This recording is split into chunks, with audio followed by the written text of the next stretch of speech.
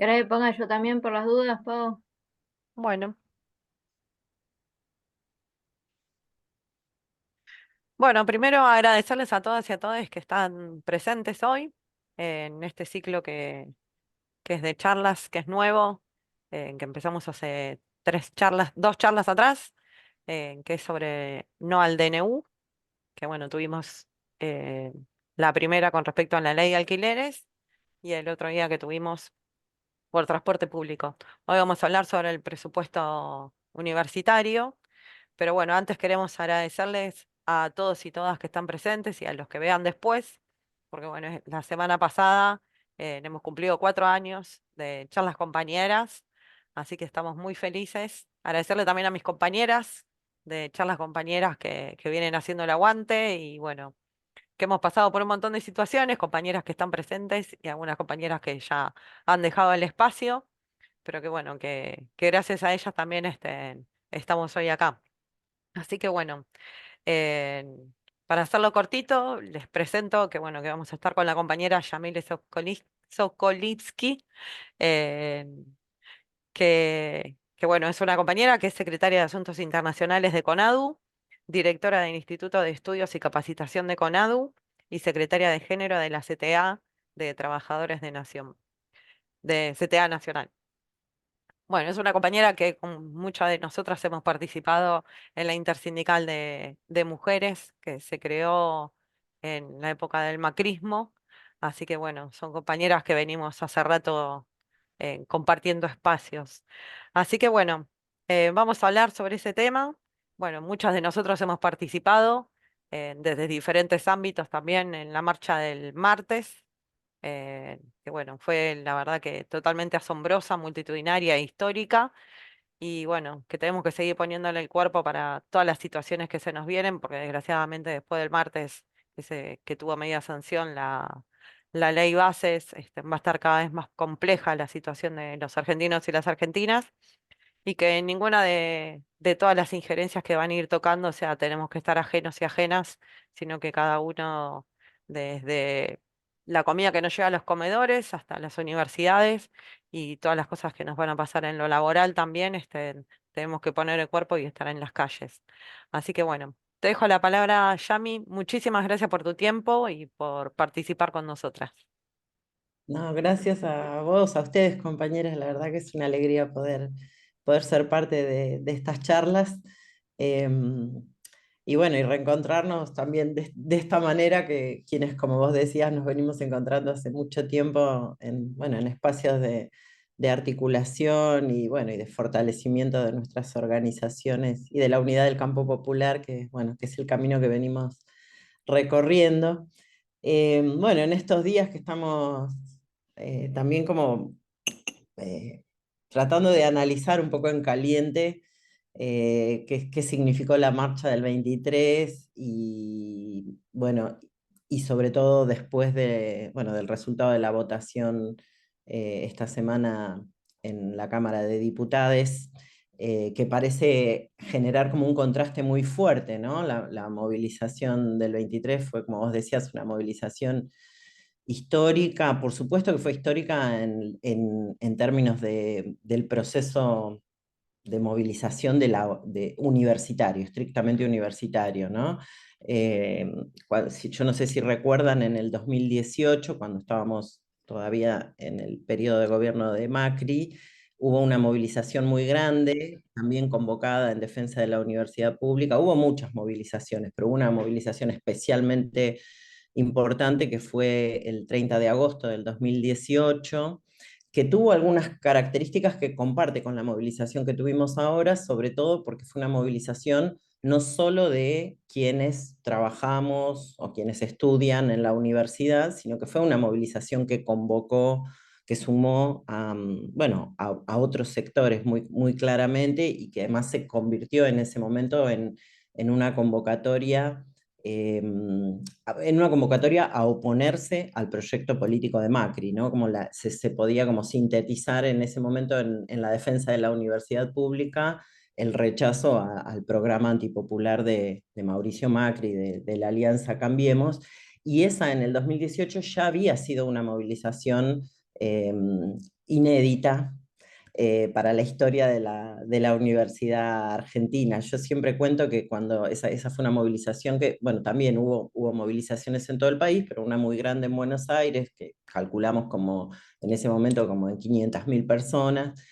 Eh, y me acuerdo que siempre cuento que cuando se estaba empezando a congregar la gente, también cerca del Congreso me encontré con Adriana Puigros, que estaba toda mojada, así con una capuchita, chorreando agua bajo la lluvia, y Adriana me dijo, esta movilización es la más grande de la historia de la universidad. Yo siempre lo cuento porque lo dijo Adriana Puigros, no lo dije yo, es una autoridad para nosotros, y por supuesto una gran compañera, pero además muy conocedora de la historia de la educación argentina, y protagonista. Y ese había sido un hito muy importante que también daba cuenta, siempre lo reivindicamos así, ¿no? Como esta universidad que defendemos es una universidad que viene recorriendo un largo proceso de democratización, de incorporación de los sectores populares, por supuesto con muchas idas y vueltas, muchos avatares a lo largo de su historia, con un momento histórico muy significativo que siempre reivindicamos, que es cuando Perón decretó la gratuidad de los estudios universitarios, ¿no?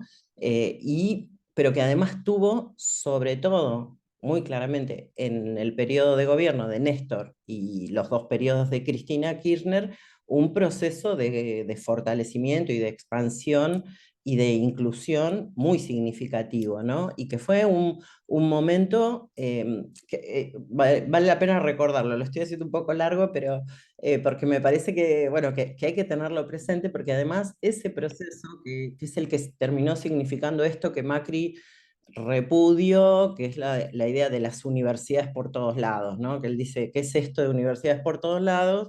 Y nosotros decimos, sí, queremos universidades por todos lados, porque universidades por todos lados significó no solamente que eh, más personas pudieran ingresar, pudieran estudiar en la universidad, digo más personas, no solo jóvenes, ¿no? Personas que también, bueno, no habían podido antes en sus vidas llegar a la universidad, sino que también significó que la universidad les llegara a nuestro pueblo de distintas maneras, ¿no? Que la gente, digamos, nuestro pueblo llega a la universidad, pero la universidad llega a nuestro pueblo de distintas maneras, ¿no? No solamente aumentando la matrícula, sino también por la infinidad de acciones que las universidades públicas llevan adelante con nuestra gente a través de la articulación con las organizaciones en el territorio, a través de la contribución al desarrollo de políticas públicas, bueno, a través por supuesto, de la formación de profesionales que después están resolviendo eh, situaciones problemáticas, necesidades en distintos lugares, bueno, toda esa cuestión. Entonces, la universidad en ese periodo cambió mucho para bien.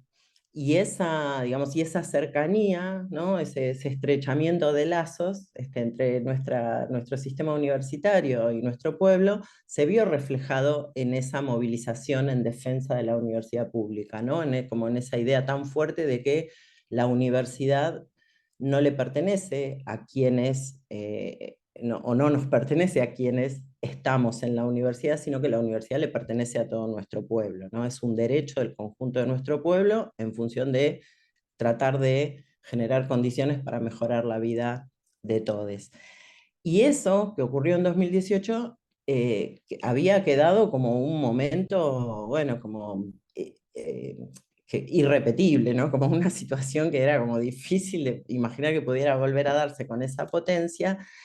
Y lo cierto es que cuando se estaba acercando el 23 de abril, eh, estaba en el aire, que la movilización nuevamente estaba en el aire, que iba a ser enorme, que iba a ser, que también la convocatoria estaba siendo apropiada por distintos sectores, ¿no? Ustedes saben que esa convocatoria surgió inicialmente del espacio del Frente Sindical Universitario, que es el frente de todas las organizaciones sindicales que participamos de la paritaria universitaria, docentes y no docentes, ahí tempranamente se empezó a articular, una vez que llegó al gobierno Milei, para pensar en conjunto nuestras acciones y se planteó la necesidad de ir generando las condiciones para construir una gran marcha universitaria. Eso se acordó con el movimiento estudiantil, se llevó esa propuesta al Consejo de Rectores y Rectoras, ahí se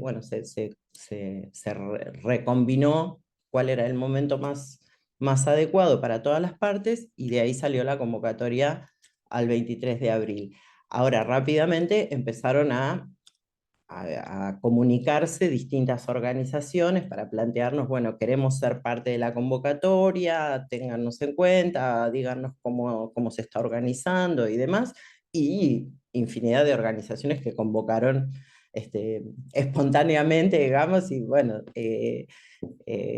afortunadamente, ¿no? Tomando como propia la llamada a movilizarse el 23, y entonces sabíamos que iba a ser, otra vez estaba en el aire, sabíamos que iba a ser muy fuerte, pero la verdad es que creo que superó las expectativas de todo el mundo, porque esta sí que fue, duplicamos, ¿no? La movilización de aquella vez y también hay que decirlo, se replicó en muchísimos lugares en todo el país y también fue precedida de distintas, como había sido aquella, de acciones en las universidades, movilizaciones locales, asambleas, bueno, clases públicas, toda una serie de acciones que tenían que ver con visibilizar el conflicto, pero también con ir haciendo la llamada a salir frente a esta situación. Hago un poco la continuidad. Paula, y vos me haces un gesto si estoy hablando demasiado. No, no, no, dale para adelante, no hay Estoy problema. tratando de no perder el hilo. Pero digo, hago esa relación, por un lado, porque hay una cosa que estamos diciendo y es que lo venimos diciendo cuando planteamos ahora qué está pasando con nuestros salarios y qué está pasando con el presupuesto, y es que en 4 meses del gobierno de Milei, en términos salariales, perdimos lo mismo que perdimos durante 4 años del gobierno de Mauricio Macri. Eso creo que es muy gráfico para dar cuenta de la intensidad y la celeridad que tiene este proceso regresivo y antipopular que está hoy encabezando desde la presidencia Javier Milei. En todo caso, después podemos conversar un poco sobre qué creemos que representa eso, porque eso se vincula también con los temas que estuvieron conversando en las charlas anteriores. Pero también creo que es importante pensar un poco esa relación entre aquella marcha del 2018 y esos cambios que se venían produciendo en la universidad y lo que pasó ahora, porque a mí me parece que, también es para conversar, pero me parece que una de las cosas más importantes para rescatar de la marcha del 23 es que la marcha desmintió una idea que empezaba a generalizarse de que si Milei ganó las elecciones es porque la sociedad se derechizó, que si Milei ganó las elecciones es porque nuestra gente ya no cree en algunas cuestiones o ya no valora algunas cuestiones que siempre pensamos que eran cuestiones muy centrales para nuestra gente y que se habían ido como consolidando a lo largo de nuestra construcción democrática, sobre todo en los últimos 40 años. Y yo la verdad es que creo que la marcha demuestra que no es verdad que que esa batalla cultural está perdida. Sí es cierto que, bueno, por eso digo, hay muchas cosas para conversar, bueno, que hay una pelea, una batalla cultural que hay que profundizar y que hay que repensar también, o en la que hay que repensar nuestras estrategias. Pero creo que contra ese derrotismo, lo que una movilización como esa muestra es que ese proceso de valoración y de apropiación de la idea de la universidad pública, pero en torno a la idea de la universidad pública, la idea de que tenemos derecho a tener con qué pensar un futuro mejor, que tenemos derecho a tener recursos para pensar, recursos en un sentido bien amplio, para pensar un proyecto de país, porque la universidad representa eso, no solo la universidad, pero la universidad también, ¿no? Y que eso se defiende saliendo a la calle. Y me parece que ahí también es importante pensar que la marcha del 23 fue enorme, pero que tuvimos una marcha también histórica el 24 de marzo, y que nuestra movilización el 8 de marzo también fue una movilización importantísima y que también fue una movilización mucho más convocante que lo que venía haciendo los últimos años, ¿no? Y que fue claramente enfocada contra el proyecto de hambre, contra el proyecto de saqueo, contra el proyecto de la crueldad, ¿no? que representa Milei en todos los planos. Entonces me parece que es muy importante poder pensar un poco, bueno, poder pensar estas cuestiones también para, bueno, para darle relevancia a lo que eso representa en términos de lo que se está construyendo como capacidad de resistencia, de movilización, de organización de los sectores populares. También es cierto que unos días después tuvimos esa sesión en la Cámara de Diputados donde se aprobó, tuvo media sanción la última versión de la ley ómnibus del gobierno y que es tremendo lo que pasó ahí, ¿no? Bueno, esa es una pelea que está abierta, ¿no? En términos legislativos también. Ahora habrá que ver cómo logramos frenar evitar que, que esa aprobación se complete en el Senado. Pero también es cierto que eso da cuenta ahí de como de una distancia muy fuerte entre lo que está pasando a nivel de la movilización social y del posicionamiento de las organizaciones populares en el rechazo a esta política y el correlato que eso tiene en la política institucional, ¿no?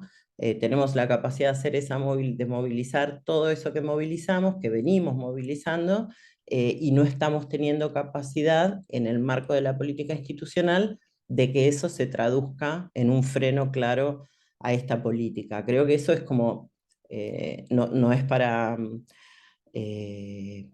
bueno, no es para ser pesimista de ninguna manera, sino al contrario, para pensar que hay algo en esa distancia que define las tareas que tenemos en esta etapa, ¿no? Que es, además de construir, de seguir sosteniendo y seguir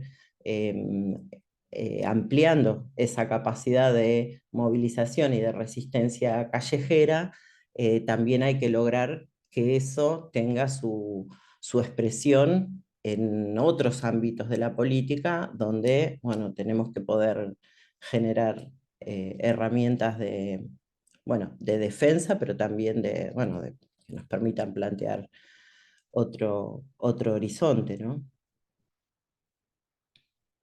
¿Sigo? Así charlamos. Sí, sí, sí, sí. No, bueno, que Ale por ahí siga con las preguntas y vamos sacando Te- todas las dudas de ahí también. Dale. ¿Querés te tiro un par de preguntas y vamos intercalando, si te parece, Yami? Sí, sí, sí. Dale. Bueno, acá la compañera Silvia Navarro pregunta si con la movilización del 23 se logró lo que se perdió. Espera. ¿Y se logró lo que se pedía del presupuesto para el buen funcionamiento? Sí, igual. ¿Qué va a pasar con el tema que no hay luz? Y siguiendo esa línea, otra de las preguntas que tenemos es, ¿qué estrategias están pensando para apelar los gastos corrientes, insumos administrativos, limpieza, y qué pasa con las becas?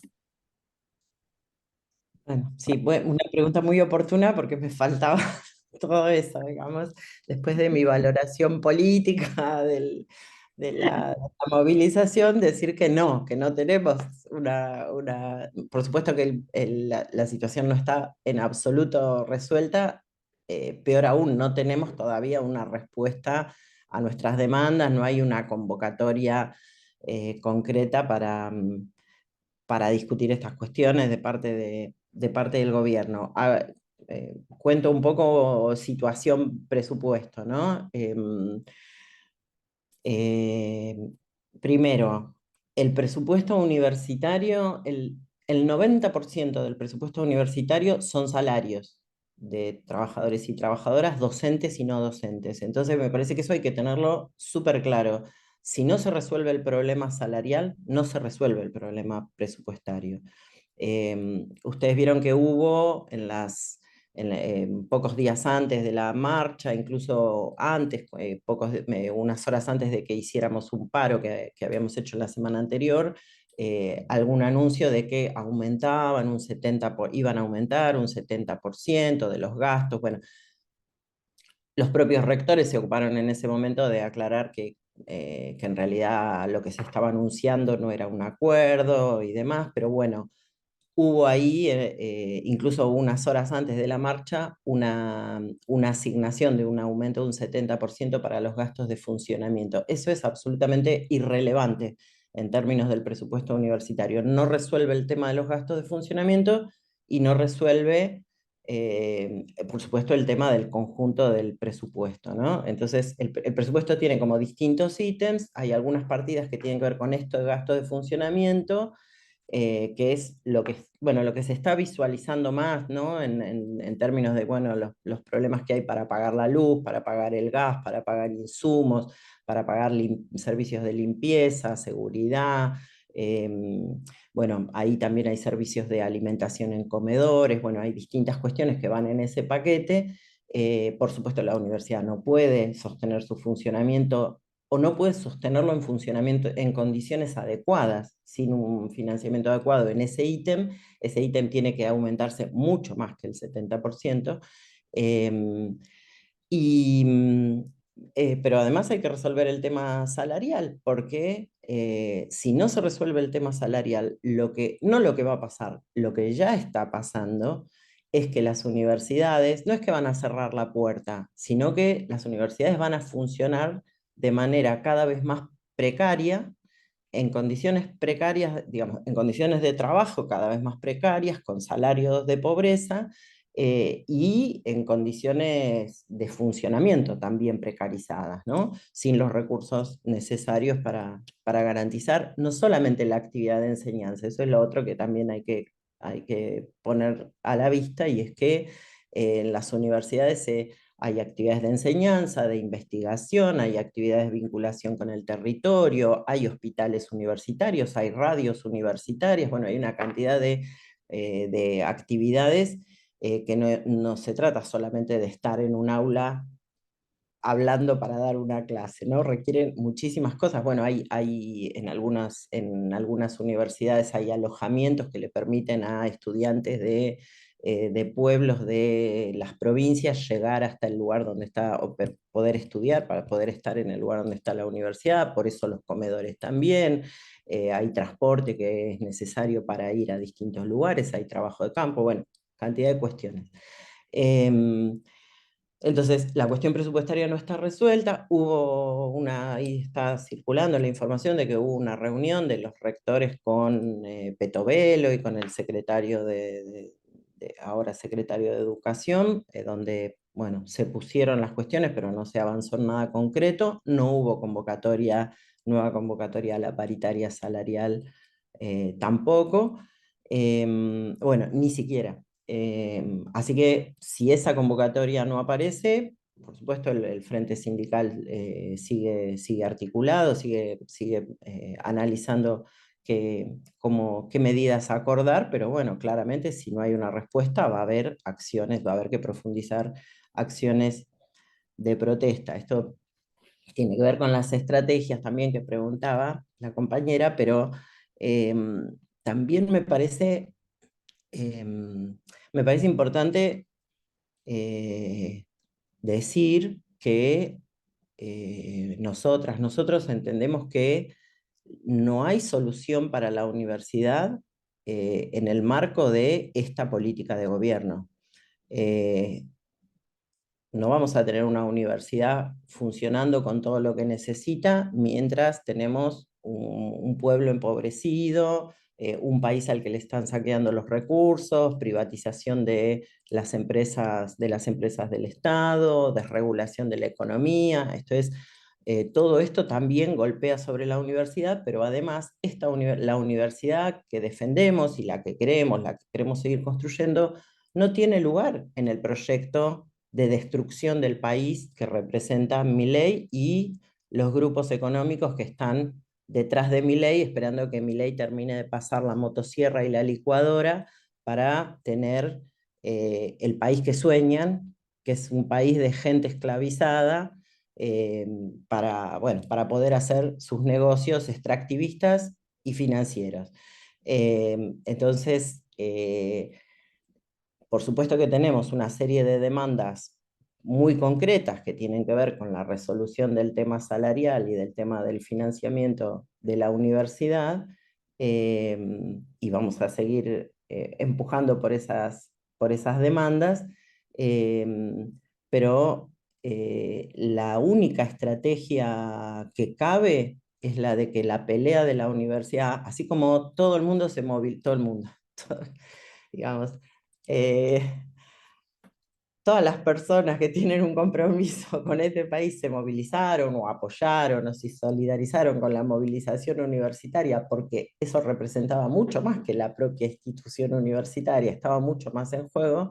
Entonces, el movimiento universitario también tiene que asumir plenamente su compromiso de pelear por el conjunto de las cuestiones que están afectando a nuestro pueblo. Por eso me parece que está muy bien que en el marco de una serie de conversaciones, bueno, analizando el DNU y en rechazo al DNU y a lo que representa, a la política que representa el DNU, y ahora podríamos decir también la ley ómnibus, que en ese marco se discuta la cuestión del presupuesto universitario. Entonces, bueno, en lo inmediato iba a haber conflicto, va a haber más conflicto, pero además en la universidad, pero además lo que tiene que haber es también más presencia, más solidaridad de la propia universidad con el conjunto de las peleas que, bueno, que está llevando adelante nuestro pueblo. Bárbaro, bien. Sí, creo que en eso coincidimos todas, que este proyecto es nefasto y nos hace retroceder. Otra de las preguntas que nos hizo llegar la compañera Roxy, es cómo se organizan, ya que el transporte está caro, para no bajar la cantidad de inscriptos. Se piensa en la virtualidad y Flor nos comentaba que a los compañeros no docentes de las categorías más bajas ya le está costando cargar la SUBE para poder llegar a laburar todo el mes. Y que hay un montón de tareas que vienen haciendo relacionadas con la extensión o la atención a la población, en base a lo que vos estabas contando, que ya no las están pudiendo sostener. Por ejemplo, el problema de la atención que vos también ya habías comentado, los hospitales universitarios. Sí, claramente. Eh, bueno, esto que dice la compañera con el tema de los no docentes, también está pasando con algunas categorías docentes, ¿no? Estamos teniendo, esto también creo que es como bastante gráfico, em, volvimos a tener, como no teníamos desde hace más de 20 años, categorías docentes bajo la línea de la pobreza. Entonces las categorías iniciales, las categorías eh, bueno, con menores dedicaciones, con menor antigüedad sobre todo. Ustedes saben que en la universidad, en el conjunto de la planta docente universitaria, el 70% de los cargos son dedicaciones simples. O sea que si alguien con dedicación simple vive solo de su trabajo en la universidad, tiene que tener como trabajar en 4 o 5 cátedras, facultades o incluso universidades distintas, con lo cual esas eh, son, son zonas, digamos, de áreas de la planta docente que con muchas dificultades, ¿no? Con mayor precarización y con mayor demanda, son mayor sobrecarga de trabajo en términos generales, ¿no? salvo, bueno, esas situaciones que a veces se dice, bueno, es un médico que trabaja en el sector privado y tiene una dedicación simple en la universidad porque le da prestigio, no sé qué, pero esas situaciones son cada vez menos. En realidad, cada vez hay más docentes que viven efectivamente de su trabajo en la universidad, y con esa configuración de la planta, eso hace que haya muchas y muchos docentes que están en esas condiciones. Entonces volvemos a tener docentes, bueno, la escala no docente no la manejo, pero bueno, por ahí está Gaby, pero bueno, entiendo que debe haber situaciones equiparables, donde bueno, tenemos compañeros, compañeras que ya están bajo la línea de pobreza, y con dificultades efectivamente, incluso para cumplir sus tareas por el encarecimiento bueno, del transporte, de los servicios, de internet, de bueno, todas las cuestiones que, bueno, con las que sostenemos nuestra vida y nuestras tareas. Y ahí aparece la cuestión de la virtualidad que preguntaban. Eso empieza a aparecer, la idea de que bueno, la virtualización podría como, bueno, resolver una situación de emergencia. Miren, como si estuviéramos en la pandemia de vuelta, ¿no? Eso es un problema porque efectivamente, bueno, puede resolver algunas situaciones bueno, donde hay más dificultad para movilizarse, bueno, donde hay estudiantes que tienen que volverse a sus lugares de origen porque no pueden sostener un alquiler, bueno, y donde los propios y las propias docentes tienen dificultades, y bueno, y eso es comprensible. También es cierto que es peligrosísimo, porque ¿qué es lo que digamos, qué es lo que están haciendo con la universidad? El recorte presupuestario, eso ya lo vivimos en otra etapa, lo vivimos en los 90 con muchísima claridad. El recorte presupuestario es una política extorsiva. Lo que hace es que las universidades, para poder seguir funcionando, tengan que resolver la situación por alguna otra vía que no es la que correspondería, que es que el Estado garantice con el financiamiento adecuado lo que se requiere para funcionar. Entonces, ¿qué hacen? Empujan a las universidades a que salgan a buscar recursos en otras fuentes de financiamiento, ¿no? Esto es, cobrándole aranceles ahora, ¿no?, a los estudiantes extranjeros, ¿no? Entonces dicen, bueno, eso, eh, ¿no? Como si eso no nos importara, sí nos importa, porque defendemos el principio de la gratuidad para todos, eh, y además porque eso no mueve el amperímetro de la cuestión presupuestaria, pero es una manera de ir generando la incorporación de lógicas de mercado dentro de la universidad, ¿no? O, como fue en los 90, ir a buscar el financiamiento a través de convenios con empresas, en vez de hacer convenios con el Estado, que hagan convenios con empresas privadas, que después condicionan qué actividades se hacen en las universidades, o ir a buscar financiamiento a fondos competitivos de organismos financieros internacionales que también tienen un proyecto de reforma mercantilizadora bueno, de la universidad y de la educación en general. Eso por un lado. Y después la otra cosa que hacen es, bueno, en esta búsqueda de cómo resolver la emergencia, es buscar recursos como por ejemplo el uso, la incorporación de las tecnologías. Y el problema con las tecnologías no es que no es que las rechacemos.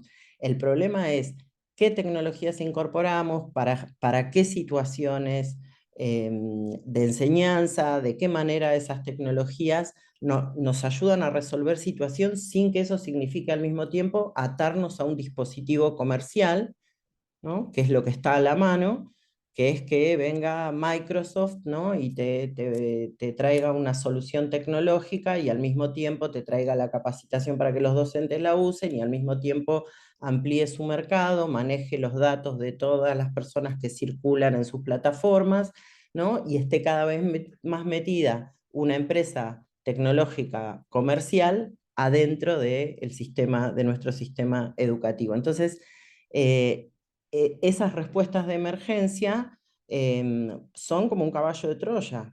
Entonces, por supuesto que es algo que hay que pensar, pero nos están empujando a que, bueno, agarremos lo que está a la mano, por eso digo como en la pandemia, ¿no? Lo que está ahí, y lo que está ahí es lo que traen las empresas para construir su mercado, y el riesgo de eso además es que genere algo que yo creo que está en el horizonte de esta gente como proyecto político para nuestra universidad, que es segmentarla, es generar, es que achicar, digamos, la universidad que está, que reivindicamos como una universidad pública y excelente, pero que la reivindicamos como, como masiva, como popular, es achicarla, ¿no? Y preservar algunos pequeños nichos, ¿no? De excelencia internacionalizados, ¿no? Con reconocimiento académico y demás, con condiciones adecuadas para una minoría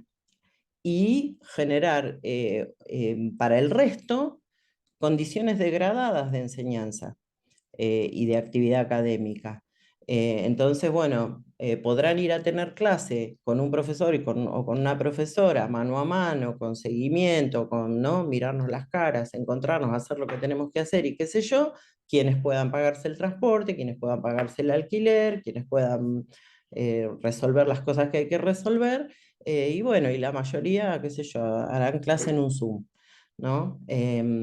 No es esa la universidad que queremos, porque la universidad que queremos es una universidad de calidad igual para todos y para todas, ¿no? Entonces hay que discutir eso. Y eso además, esa incorporación, digamos, no discutida, no organizada, de las tecnologías, cuando además las tecnologías son tecnologías comerciales, también lo que genera es, al mismo tiempo que un deterioro de las condiciones de enseñanza, un deterioro de las condiciones de trabajo. Eso también ya lo vimos en la pandemia, ¿no? Entonces, bueno, habría que tener cuidado de que esa no sea una respuesta como de adaptación al ajuste, ¿no? Que puede ser una respuesta ocasional, pero bueno, habría que tener cuidado de que eso no se haga normal, ¿no? Exacto. Bueno, acá pregunta Franco de Aday con ADU CTA. ¿Cómo imaginas el equilibrio entre la negociación sectorial, salarial, presupuestaria y la tarea política de no negociación con un gobierno anarco-colonialista como este? Alicia, la turca Graciano, dice, gracias María, soy la esposa de Antonio. Por supuesto, sí, por supuesto iré. Me interesan mucho las temáticas inherentes a las áreas de salud, las UDH y las muy ricas experiencias de trabajo comunitario hospitalario. ¿Quedarían totalmente desfinanciadas? Ay, las UDH, no sé qué, ahí me perdí un poco. Sí, ¿querés preguntar? ¿Estás por ahí? Espera que le habilito el Ah, micrófono. dale.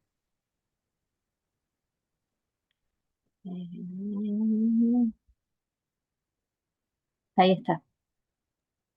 Silvana, Perdona. porque estábamos preguntando de las UDH que pusiste y no entendíamos qué era. Alicia, Alicia, Alicia, Ah, Alicia. Alicia fue. Ay, yo le... Alicia. Perdón.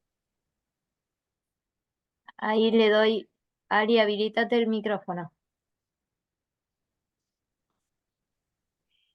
Son las unidades docentes hospitalarias, que no solo es la formación de los agentes de salud, de los médicos y de los agentes de todo el espectro de la salud, sino que además tienen un trabajo comunitario muy importante, ¿no? Hay dos, están las unidades docentes y están el trabajo comunitario que se hace dentro de las carreras de salud. Y esto es lo que me preocupa, esa financiación, porque durante los 90, cuando se desfinancia, ingresan al hospital público hasta lugares y asociaciones de medicina alternativa, por Dios. Sí, Entró cualquier cosa a un hospital público. Asociaciones, ONGs, era un kiosco el hospital público. privatización de servicios, claro, por servicios, sí, Han claro. sido jefes de Está bien, servicio. sí. No, bueno, está bien que te preocupes, nos tenemos que preocupar por eso, porque efectivamente está todo desfinanciado, ¿no? Digamos, la caída del presupuesto es en todos los rubros. Bueno, ahora mencionábamos algunos, pero todo el área de proyectos especiales que financia distintos tipos de programas, el ítem de hospitales universitarios, que, bueno, no todas las universidades tienen hospitales, pero muchas los tienen, y esos hospitales hacen muchas tareas y además son, digamos, son lugares de atención pública. Entonces también lo que está pasando es que así como en todo el sistema de salud público está empezando a haber una sobredemanda también, ¿no? Es un sistema desfinanciado, pero además sobredemandado porque, bueno, la gente está saliendo de los servicios privados y yendo a la salud pública, que es lo que queremos que pase, pero lo queremos con una salud pública financiada como corresponde, ¿no? Y con trabajadores y trabajadoras de la salud pagos como corresponde. Bueno, eso está pasando también en los hospitales universitarios, ¿no? Entonces todo el trabajo de los hospitales universitarios está afectado. Y, y el otro ítem que tampoco mencioné del presupuesto, tampoco me voy a meter ahí ahora para no desviarme, pero para no dejar de decirlo, es el tema de la infraestructura. Esto está paralizado, así como está paralizada toda la obra pública, está paralizada la infraestructura universitaria, que, bueno, que incluso obras de infraestructura que ya estaban licitadas y no se están pudiendo llevar adelante, y que tiene que ver también con generar mejores condiciones, bueno, para trabajadores, trabajadoras y para estudiantes, y también para, bueno, para las acciones donde la universidad trabaja con la comunidad, ¿no? Alguien preguntaba por el tema no me quiero escapar de eso, de la cuestión de las posibilidades de negociación con un gobierno anarcocapitalista, ¿no? Que, bueno, la verdad es que no hay ninguna negociación con este gobierno. O sea, ustedes lo ven, eso, bueno, eso es mi ley. Ahora están haciendo como ahí, como algunos gestos o declaraciones que parece que, ¿no? Bueno. Entonces está dejando de aparecer el subsecretario de Políticas Universitarias, Álvarez, que hacía como una réplica incluso de la gestualidad grotesca y violenta, ¿no? de Milei. Y entonces está apareciendo el secretario de Educación, Torrendel, que pone, ¿no? Pone cara de tipo bueno, pero en realidad eh, bueno, representan lo mismo, ¿no? Entonces, bueno, este es un gobierno que no tiene ninguna vocación de diálogo, por supuesto que no, pero además tampoco tiene ninguna predisposición a la negociación. Obviamente, las organizaciones sindicales, en la medida en que estamos buscando una respuesta para la situación cada vez más grave de quienes representamos, tenemos que intentar que ellos den una respuesta a las demandas concretas, ¿no? Y si logramos que haya una respuesta que para nuestra gente sea satisfactoria en lo inmediato, bueno, la tomaremos, pero la verdad es que eso no está existiendo, y tenemos pocas expectativas de que eso ocurra. Y bueno, porque también entendemos que esto que decía al principio, ¿no? Que este ataque a la universidad pública está absolutamente en línea con el ataque a la democracia y al Estado, ¿no? Ayer en la movilización estábamos con las compañeras y compañeros de Aeronáuticas, ¿no? Con el tema de Aerolíneas Argentinas. ¿Cuál es la diferencia entre el ataque a la universidad y el ataque a Aerolíneas Argentinas? Es lo mismo, es lo mismo. Se trata de convertir en un negocio un espacio, una institución, una empresa que tiene por finalidad garantizar derechos. Se trata de entregar nuestra soberanía, se trata de que no importan el bienestar de nuestra gente, ¿no? Bueno, este proyecto tiene esa cara en todos los terrenos, ¿no? En todos los aspectos. Bárbaro. Bárbaro no, digo, Lamentablemente es así. Bueno, acá tenemos a Pau que nos pide si podés explicar el tema de las auditorías, ya que el gobierno se escudó detrás de eso. Y después hay unos comentarios que nos va a hacer la compañera Flor, que también está como vos con todo el tema universitario. Sí, bueno, las auditorías existen, ¿no? Eso se explicó. Em, el presupuesto de las universidades no lo decide el gobierno nacional, lo decide el Congreso de la Nación. Cuando se aprueba la ley de presupuesto, debería aprobarse la ley de presupuesto todos los años, hay un ítem, hay una sección que dice cuánto se le asigna como base presupuestaria, después eso se incrementa siempre con los aumentos salariales, con los acuerdos salariales y demás, o con algunas situaciones particulares que hay que resolver, pero ahí está la asignación presupuestaria. Y las universidades son instituciones públicas, estatales, pero autónomas y autárquicas. La auditoría la hace la Auditoría General de la Nación. Y eso funciona así. El discurso de que hay que auditar los gastos, de que ahí hay corrupción, de que hay un mal uso de los recursos y demás, es un argumento reiterado de la derecha que una y otra vez, también lo habrán escuchado durante el gobierno de Mauricio Macri y lo escuchamos cada tanto, vuelven a aparecer, ¿no? A decir que las universidades públicas en Argentina son ineficientes, que está muy mal que toda la población financie a las universidades, porque no todas las personas van a las universidades, que lo que hay que hacer es achicar ese gasto, y que hay corrupción.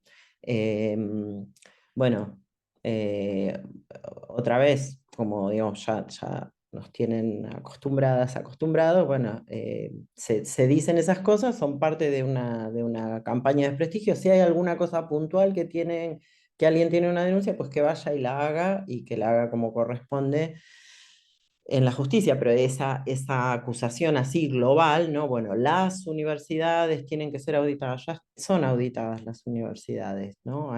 Las universidades tienen que ser auditadas porque es una manera de instalar la idea de que todo eso es un sistema estructuralmente corrupto, ¿no? Em, que es, bueno, digamos, es una campaña para intentar desprestigiar a algo que tiene prestigio social. Lo sabemos, el 23 quedó a la vista, eh, y a lo que suman ahora, esta derecha suma como una tercera línea de ataque, que es la del adoctrinamiento, ¿no? Ahora las universidades, además de ser ineficientes, además de ser corruptas, resulta que son nidos de adoctrinamiento ideológico, ¿no? Entonces, un presidente que no tolera ninguna opinión que no sea la suya y la de su escuela teórica, que es una escuela minúscula de la teoría económica, cualquiera que discuta eso, resulta que está adoctrinando. Parece que él no está adoctrinando, él que no es capaz de escuchar más que, o de permitir que se escuche más que una sola línea teórica. Bueno, en la universidad hay de todo, hay lo que nos, o sea, en términos de posiciones teóricas, académicas, hay las que nos gustan y las que no nos gustan. Bueno, ahí discutimos y ahí disputamos en los términos en los que, bueno, en los que corresponde hacerlo en un espacio como el universitario. Y todo eso tiene que existir. Nadie prohibiría que alguien enseñe la escuela austríaca de economía en la universidad. El problema es que eso sea lo único que se enseñe. Por suerte no es lo único que se enseña, ¿no? Pero como dijo Cristina hace unos días, si hubiera habido adoctrinamiento, Milei no sería presidente. Bueno, creo que se responde solo, pero la verdad es que hay que responderlo, porque también esa acusación por adoctrinamiento es un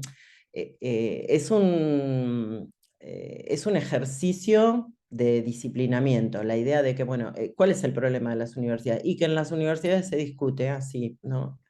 Bueno, esa es la universidad que queremos, esa es la universidad que necesitamos, pero esa es una universidad que es un problema. De hecho, nosotros nos enojamos si en una universidad no se discute, y si en una universidad, bueno, si hay una línea que se torna hegemónica y no podemos, ¿no? Bueno, ¿cómo se construye el pensamiento crítico? Bueno, con todo ese despliegue y, bueno, discutiendo y pensando y argumentando ahí. Bueno, esa universidad es un problema para un proyecto como este. Es una universidad donde se discute, una universidad donde, además de la escuela austríaca, resulta que podemos estudiar otros autores, y por ahí darnos cuenta que la escuela austríaca dice un montón de pavadas, y donde además hay en esa pluralidad compleja, y hay un proceso de politización también de buena parte, no de todo el estudiantado, pero de buena parte de quienes pasan por la universidad, tienen también ahí una oportunidad importante de pensar qué pasa con eso que estudian y los problemas de la vida cotidiana de nuestra gente, ¿no? Y eso es, eso que queremos, bueno, eso es un problema.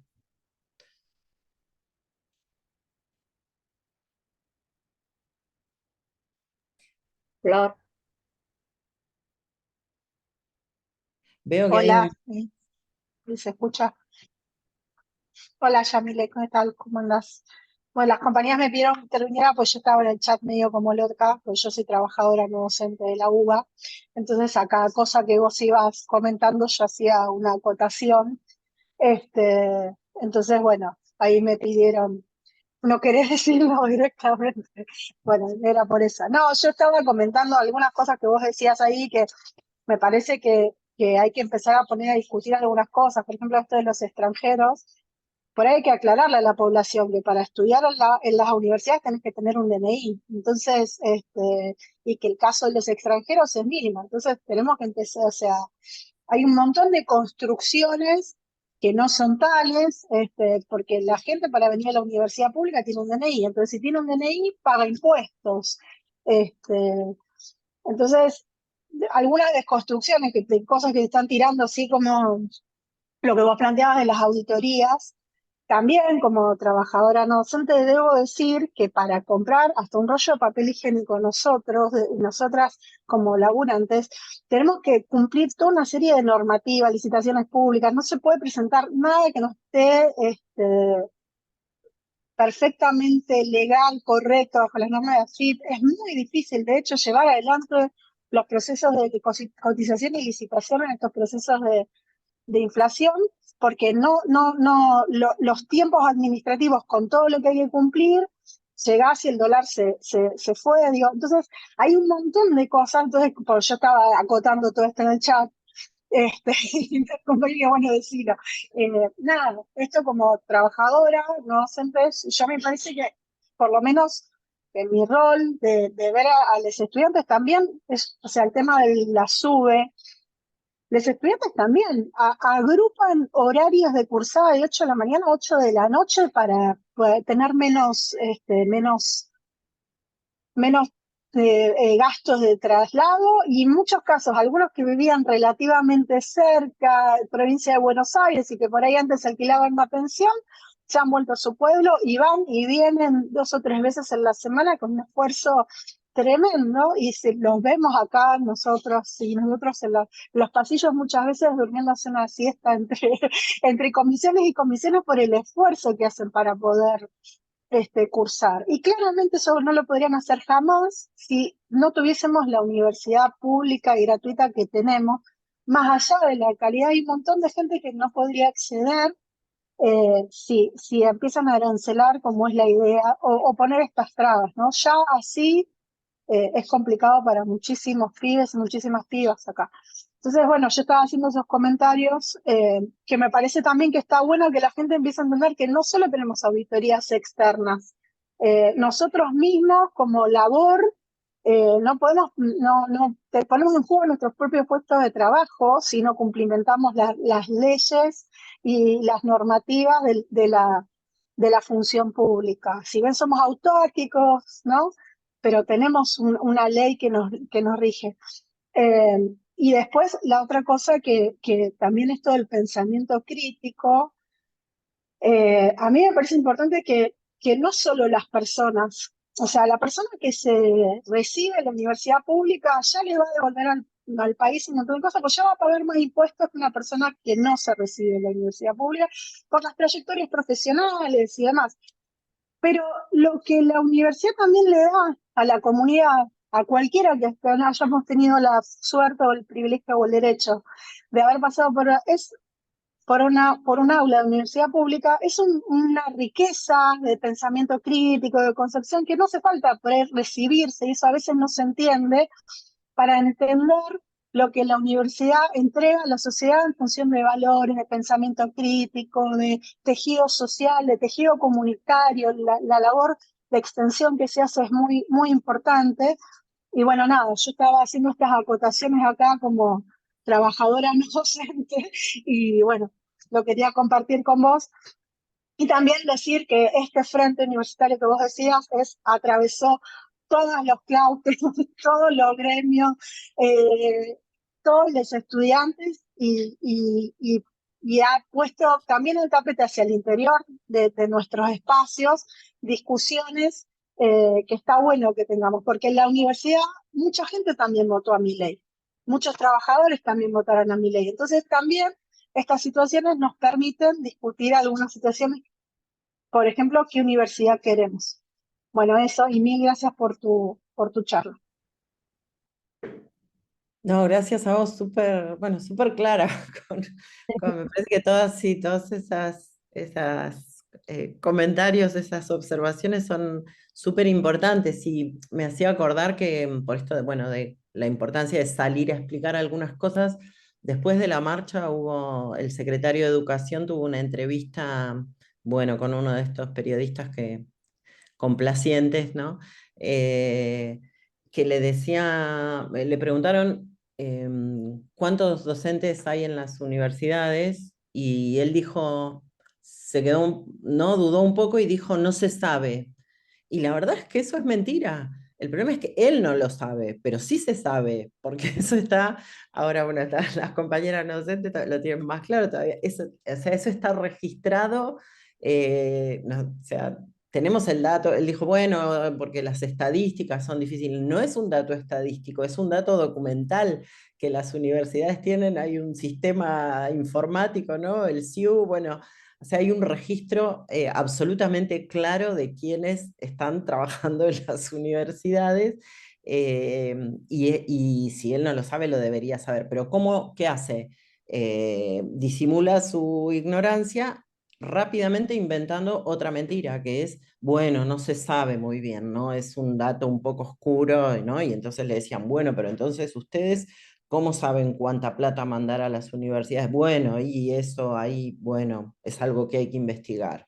No, no es algo que hay que investigar, ellos lo saben. Entonces, rápidamente estaban construyendo otro argumento para poner bajo sospecha a las universidades. Lo mismo pasó en esa misma entrevista también con el tema de la evaluación, ¿no? Decía, bueno, las universidades también deberían como autoevaluarse. Ya se autoevalúan las universidades hace muchos años que hay procesos de autoevaluación, forma parte del dispositivo de evaluación institucional, la autoevaluación, incluso, bueno, es mucho más importante la autoevaluación que la evaluación externa en términos de lo que genera como proceso, ¿no? de revisión de la situación de las instituciones y demás para resolver problemas. Bueno, es un tema.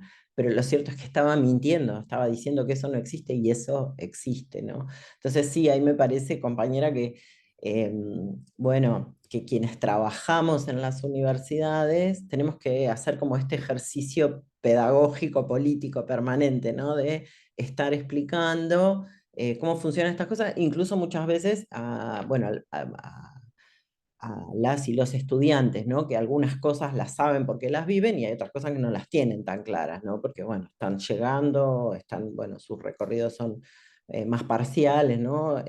Pero nosotros estamos ahí y, bueno, y podemos dar cuenta de cómo funcionan algunas cosas. Por supuesto que hay un montón de cosas que tenemos para discutir, pero no es la discusión que nos están planteando esta gente, ¿no? Nosotras hace mucho tiempo que venimos, nunca hemos dejado de decir que hay cosas que hay que modificar en nuestras universidades para que sean bueno, para que sean más capaces de dar cuenta de este desafío de democratización, ¿no? Para mejorar las condiciones de trabajo, para que los estudiantes puedan tener mejores condiciones para empezar y terminar sus carreras, pero de ninguna manera la respuesta es ni el castigo financiero, ni el recorte, bueno, ni estos esquemas de vigilancia que quieren imponer, sino que se trata de, bueno, de resolver fundamentalmente, mejorar condiciones, ¿no?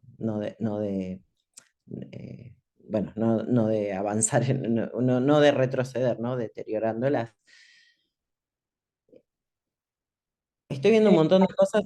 Hay una cosa un comentario que vi por ahí que no quiero dejar de decir, que hay una situación dentro de todo esto especialmente crítica, que es la de los docentes y no docentes de la Universidad Madre de Plaza de Mayo, que ¿no? Si el gobierno está atacando al sistema universitario, además tiene una especial ojeriza con la Universidad Madre de Plaza de Mayo, y ahí tenemos docentes que no es que no están, que están cobrando salarios deprimidos, no están cobrando directamente, y esa es una responsabilidad absoluta de este gobierno, que decidió cortar el financiamiento ahí, ¿no? Entonces esa es una situación muy grave, que por supuesto tiene este componente, es universidad pública, pero además es de la Madre de Plaza de Mayo, digamos, es parte de ese, bueno, originada en ese proyecto, ¿no? ¿Puedo, Ale?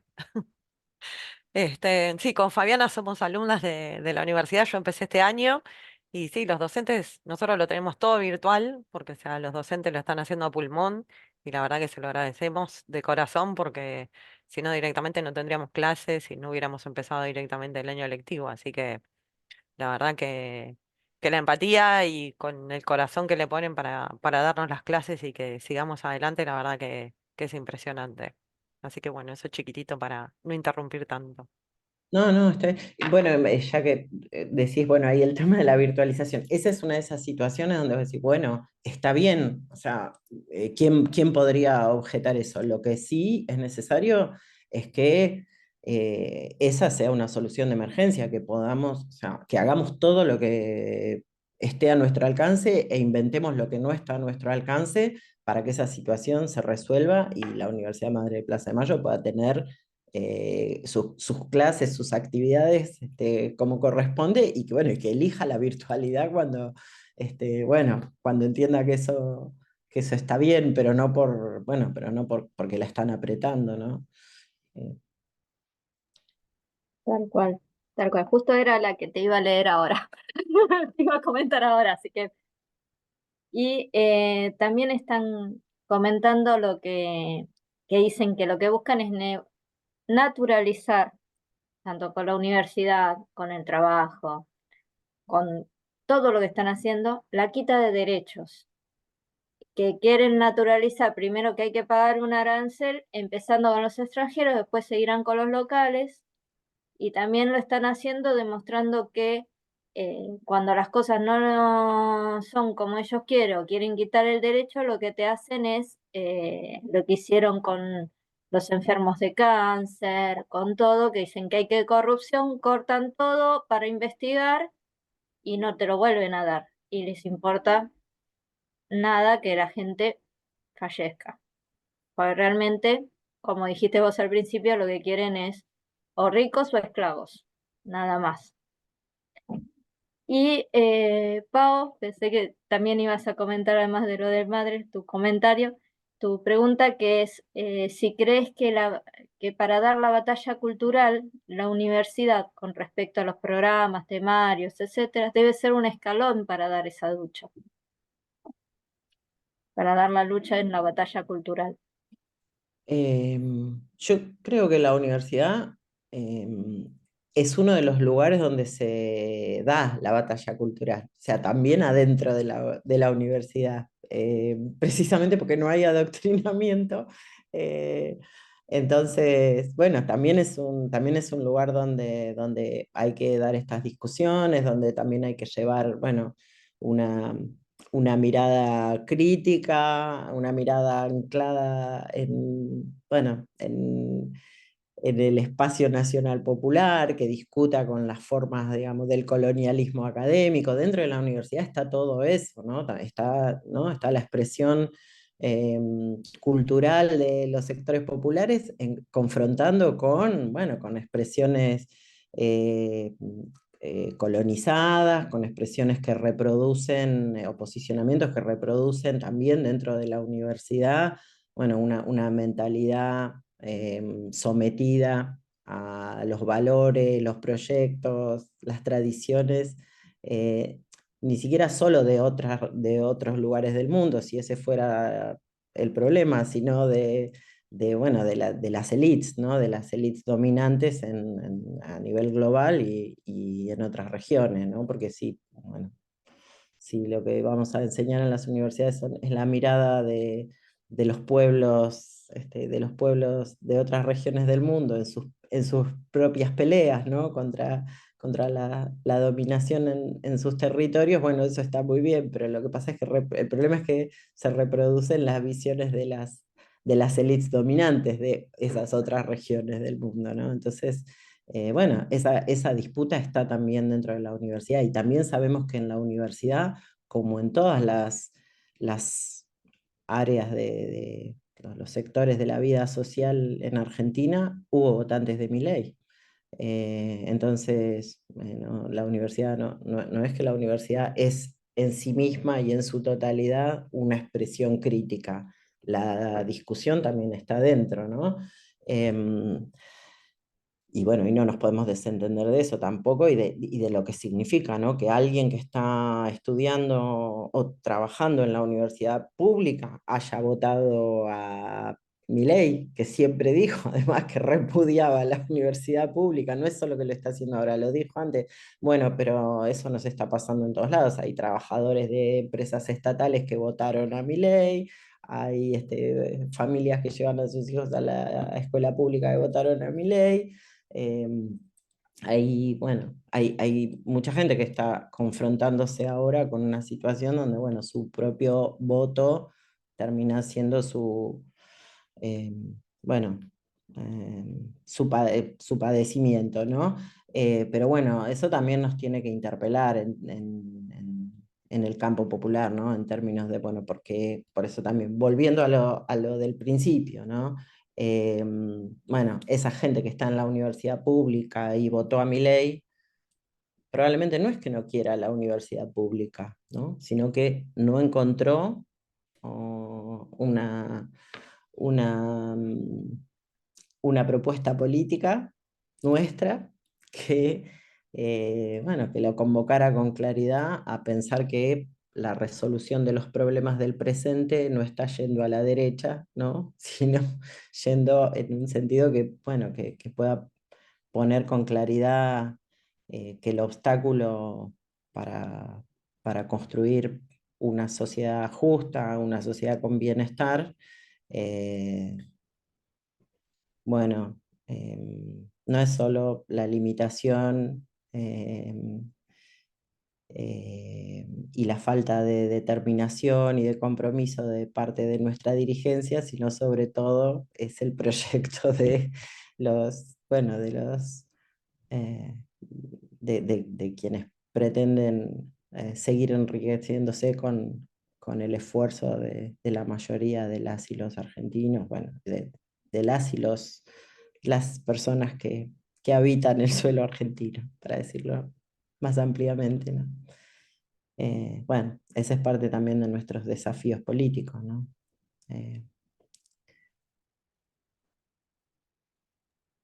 Que Bueno, me parece que habrá que ir viendo en este recorrido cómo es que recomponemos ese proyecto y bueno, y esa convocatoria a nuestra gente a sentir que son parte de ese proyecto, ¿no? Que por ahí está la salida. bueno, me toca a mí hacer el cierre, así que queda esta charla con una trabajadora no docente que agradece muy mucho el laburo que están haciendo los sindicatos todos para la unidad del Frente Gremial. Me parece que es un camino que, como vos dijiste, Yamile, iniciaron las mujeres de los sindicatos, que sabemos aunarnos y salir, más allá de que no haya todas las concordancias posibles, encontramos lo que nos une y salimos, y creo que en este frente sindical que está llevando adelante estas acciones hay mucho de eso, así que como trabajadora no docente, agradecimiento por el laburo que están haciendo, que es muy importante. Agradecer también a las compañeras de ATEN, de ADAI, de Tucumán, de AGEDU, de CONADU, todas las que están participando, a los compañeros acá, yo estoy en la UBA también, que están acá en la oficina, estamos todos escuchando, acá vienen a saludar.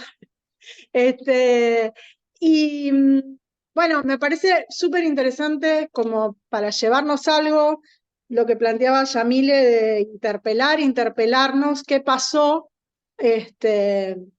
que, que la gente terminó votando a un sistema y un proyecto que los excluye y que los termina lastimando de alguna forma, ¿no? Entonces, desde charlas, queremos hacer esta invitación, y parte de este ciclo de charlas contra el DNU tiene que ver con eso, para generar estos espacios más horizontales de charla, de reflexión, y sobre todo el pensamiento crítico, esto que la universidad, el sistema universitario argentino ha puesto a la sociedad como un gran valor, este pensamiento crítico de poder ver qué nos pasó, hacia dónde queremos ir, y interpelarnos, y ver si entre todos y todas logramos sacar otra forma de construcción que nos permita defendernos de estos embates que vienen de un neocolonialismo, como dijo Cristina, un anarcocolonialismo, como dijo Cristina el otro día. Pero sobre todo me parece que tenemos una gran tarea, las militantes, les militantes, pedagógica, en tratar de que cada uno entienda desde dónde le afecta lo que está sucediendo. Así que eso, muchas gracias por la charla, porque fue bastante clarificadora en muchos aspectos, y nos veremos en las calles las veces que sea necesaria, y que cuenten con charlas lo necesario para salir a defender la salud, la educación y esta patria libre, justa y soberana que todas queremos. Así que muchas gracias y abrazo a todas, compañeros y compañeras. Abrazo enorme, gracias. Muchas gracias. Nos vemos la próxima y gracias, Yamile, por tu tiempo. Un abrazo grande. Abrazo enorme. La seguimos. Sí, sí. Dale.